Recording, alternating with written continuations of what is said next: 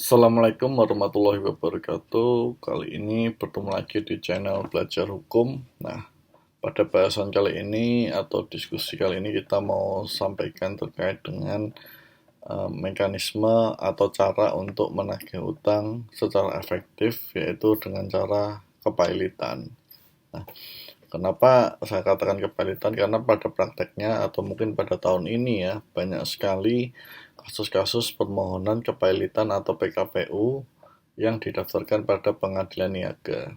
Nah, hal itu Anda bisa lihat di SIPP Jakarta Pusat ya, yang saya tahu di Jakarta Pusat itu kalau Anda cek perkara atau register perkara tentang permohonan gugatan kepailitan atau PKPU itu akan sangat banyak sekali. Dan tidak hanya gugatan kepailitan itu ditujukan kepada badan usaha atau badan hukum, tetapi juga ditujukan kepada individu. Nah, kenapa saya bilang kepailitan ini lebih efektif dalam hal menagih hutang dibandingkan dengan mekanisme yang lain? Nah, yang pertama kita harus lihat dulu dasar dari hukum atau aturan kepailitan di Indonesia, yaitu Undang-Undang Nomor 37 Tahun 2004. Nah, di pasal 2 kalau saya tidak salah ya, di situ disebutkan syarat kepailitan. Nah, yang pertama syaratnya adalah memiliki dua atau lebih kreditur. Ya, kreditur itu adalah orang yang memberikan pinjaman atau memiliki piutang ya. Yang kedua adalah syaratnya adalah hutangnya telah jatuh tempo, yaitu salah satu hutang telah jatuh tempo dan dapat ditagih. Nah, tetapi di pasal 8 ya, kalau nggak salah pasal 8 ayat 4 itu juga disampaikan salah satu hal yang cukup krusial dalam permohonan kepailitan, yaitu gugatannya harus simple atau sederhana. Sederhana dalam ini adalah sederhana untuk dibuktikan. Nah, kenapa kepailitan dipakai untuk menagih hutang? Karena satu, karena tadi syaratnya cukup mudah, mudah dalam hal ini dibandingkan dengan aturan-aturan yang lain ya. Dalam ini cuma cukup membuktikan bahwa si debitur punya dua kreditur dan punya hutang yang jatuh tempo dan dapat ditagih. Nah, di kepailitan di Indonesia itu tidak dikenal yang namanya insolvency test. Artinya ketika pengadilan menerima permohonan gugatan kepailitan atau PKPU, pengadilan tidak melihat apakah si debitur ini sebenarnya memang sudah tidak mampu membayar hutang atau si debitur ini sebenarnya tidak memiliki etikat baik atau tidak mau membayar hutang. Nah, jadi tidak dibedakan hal tersebut di Indonesia. Nah, hal ini berbeda dengan beberapa aturan yang ada di luar negeri ya. Di luar negeri itu dilakukan tes dulu, tes insolvency test, sehingga diketahui memang debitur yang diajukan kepailitan itu memang debitur yang memang tidak mampu ya, bukan tidak mau, memang tidak mampu membayar hutangnya, sehingga dilakukan restrukturisasi hutang.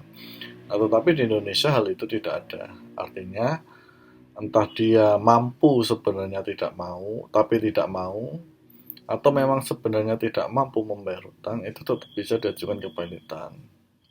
Oleh sebabnya kita bisa lihat ya, banyak sekali gugatan-gugatan permohonan pendaftaran kepailitan maupun PKPU, di mana sebenarnya pihak debiturnya ini adalah perusahaan-perusahaan yang sebenarnya masih running usahanya, masih menciptakan income dan profit, tetapi tetap dilakukan gugatan kepailitan.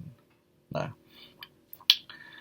keadaan itu uh, sepertinya mengubah mekanisme atau apa ya, iklim bisnis di Indonesia. Artinya ketika Anda memiliki kesusahan dalam melakukan penagihan kepada seorang debitur, dan Anda sudah memiliki data bahwa utang Anda sudah jatuh tempo, dapat ditagih, terus kemudian Anda tahu bahwa ternyata debitur memiliki kreditur lain, nah maka Anda bisa ajukan kepailitan. Itu lebih mudah atau bahkan diajukan PKPU biasanya.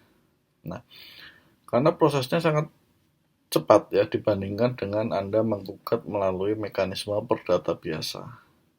Perdata itu nanti ada banding, ada kasasi, dan sebagainya. Sedangkan PKPU, SLA-nya atau batas waktunya ditentukan di Undang-Undang 37 tahun 2004. Nah, jadi itu yang membuat kenapa permohonan atau gugatan ke pilot atau PKPU itu lebih disukai untuk nagih hutang atau merupakan alat hutang penagih hutang yang cukup efektif lah ya dibandingkan dengan kita melakukan gugatan non-prestasi secara perdata biasa. Nah, ya Anda bisa lihat lah ya nanti di di SIPP Pengadilan Jakarta itu banyak sekali gugatan-gugatan seperti itu. Ya.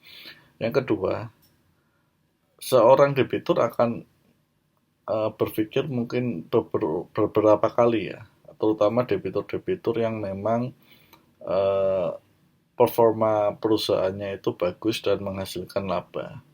Ketika dia masuk gugatan kepailitan atau mungkin dinyatakan pailit atau